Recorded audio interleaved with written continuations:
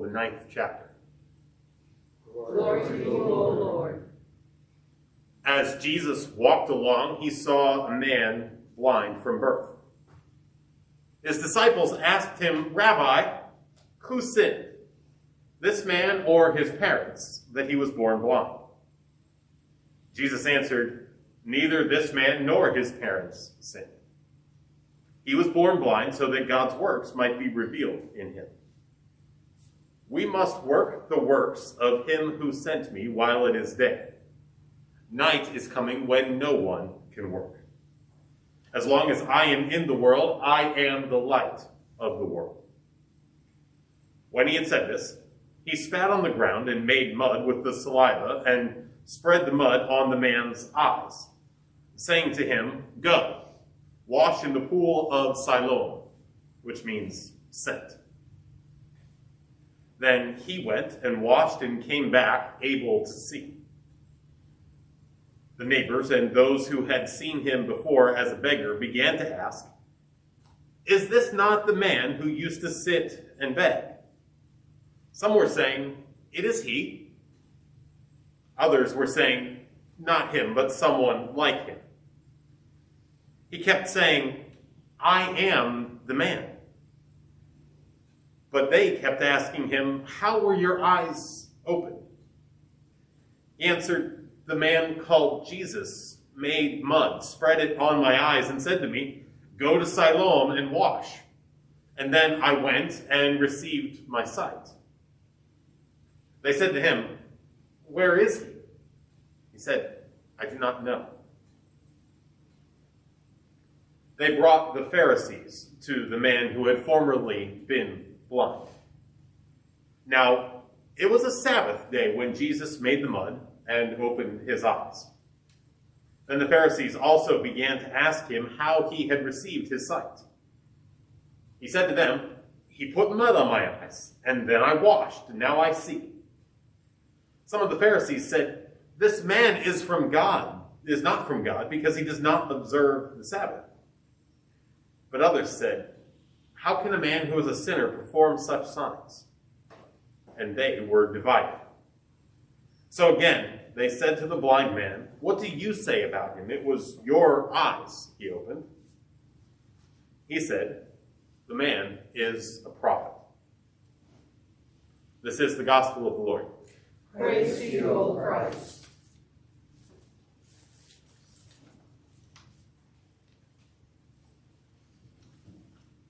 Have you ever taken a class or gone to hear someone speak and realized that not only were you not following the presentation, but you're so thoroughly lost that you don't even know the right question to ask to try to get yourself back on track? You sat down, you looked at the material and went, "I don't even know where to start. Where do I even try to get on this crazy train?" You see, sometimes we get so lost that we don't even know the right questions to start to ask. And it seems like that's what's going on in today's gospel. The people come to Jesus and say, "Who sinned that this man was born blind? Was it him, or was it his parents?" And you and I might hear that question and go, "Really?" I hope that this question feels off to you. It feels a little nonsensical. And actually, it's nonsensical on a couple of different levels. Who sinned, this man or his parents, that he was born blind? You and I, we tend to say that before a certain threshold, before a certain age, we don't really hold people morally responsible for the things that they do. When a 2-year-old walks over and punches you, it carries a different moral weight than when a 20-year-old walks over and punches you. Right? Well, if this man is born blind, it means that whatever he would have done in order to cause this would have happened before he was even born. It seems a little nonsensical to us.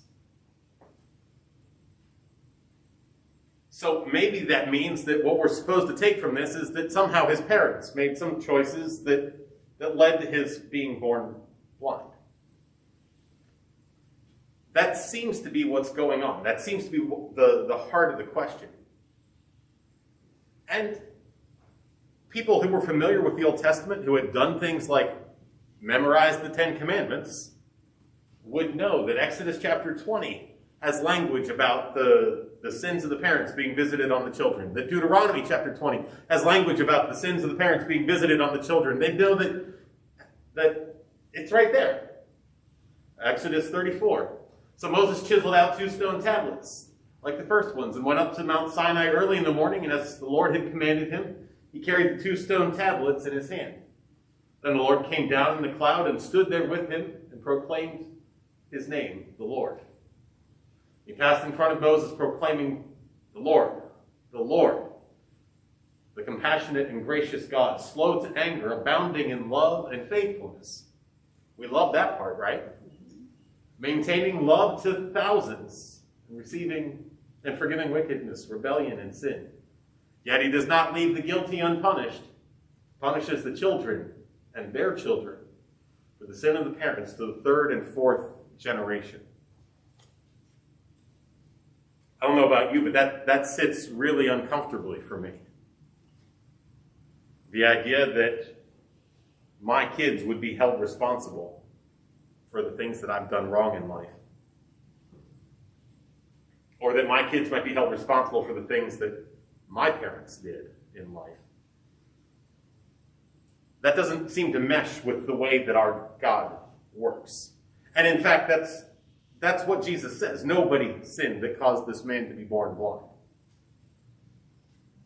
But there is a reality that sometimes the choices that adults make in the world, or the choices that people with power or influence make in the world, has real life impacts on people who can't do anything about it. Up there are 2 water samples, one from Flint and one from Detroit. Flint on the left, Detroit on the right. Not all that far apart, but if you have a childhood that you spend drinking the water on the left, it might make a difference.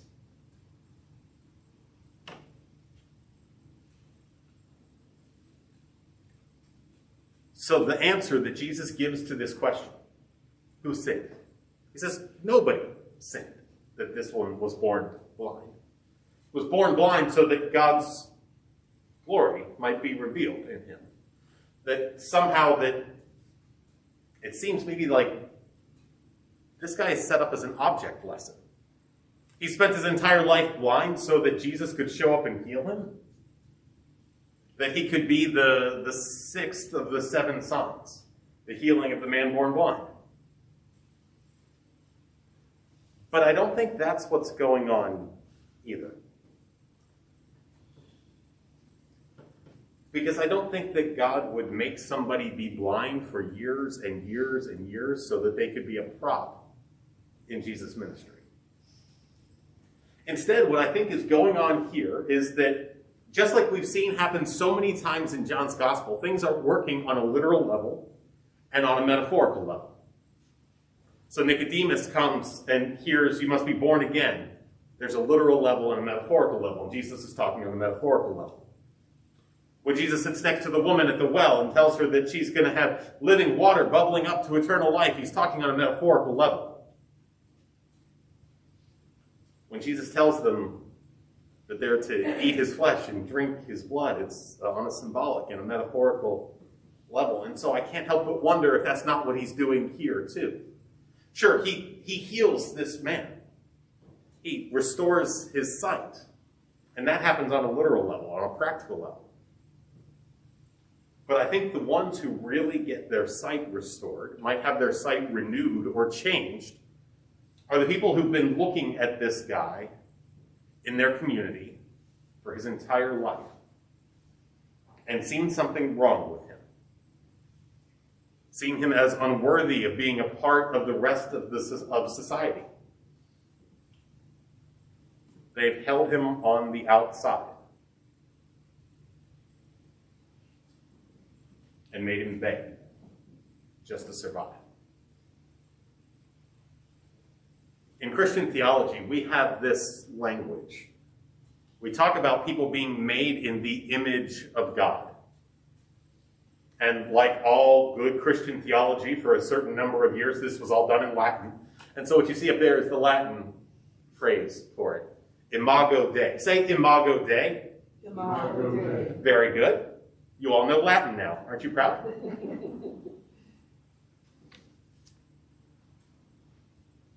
We teach in our tradition and in this church that every single person is made in the image of God.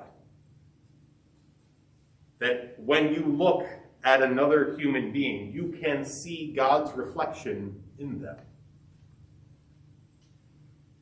That you can see Jesus' eyes in the eyes of your neighbor. That you can see Jesus' smile in the smile of your neighbor. And that you can see Jesus' suffering in the suffering of your neighbor. If we take this seriously, that the people that we encounter have the imago Dei, the image of God, imprinted on them,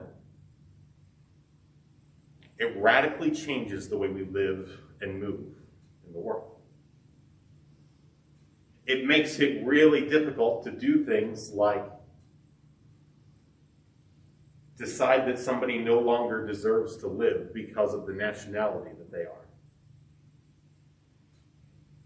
That nobody deserves to eat because of how they've come into this country. That somebody doesn't deserve to have medical care because you don't like the way that they love or the way that they express their gender in the world. Each and every one of us, friends, is made in the image of God. Is formed and shaped with love and tenderness by the Creator. We bear the image of God.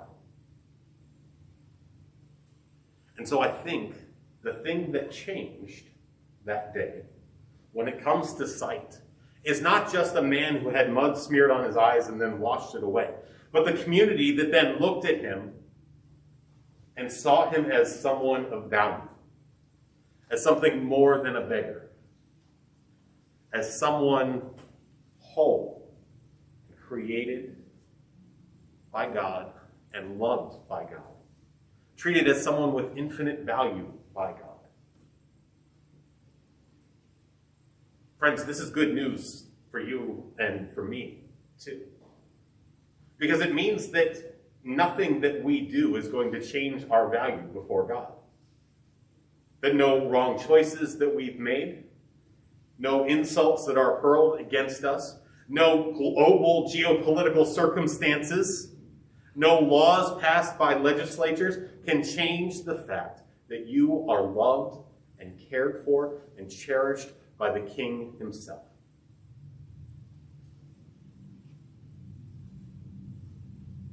Friends, when we talk about seeing our neighbor for who they are, this is what we mean. When we talk about being blind and then being able to see, sure, maybe you're the man who Jesus heals. But you could just as easily be the one who has their vision of that man changed. This is the work that we get to do as people of faith. To be the ones that stand up and stand beside our neighbors who are in need, so that we don't find ourselves in a situation where it takes Jesus showing up in person for us to recognize the inherent worth and value and dignity of our neighbors. Friends, you are loved and highly cherished. And so is your neighbor. Let's pray.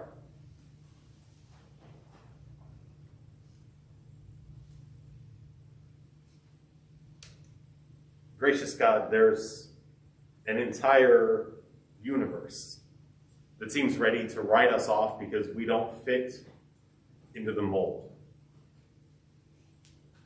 Because we're not the way someone else thinks we ought to be, or even the way we think we ought to be. And yet you call us valuable. You call us loved. May your love transform our hearts. May it open our eyes to see your likeness in everyone we meet, and to work for their safety and welfare.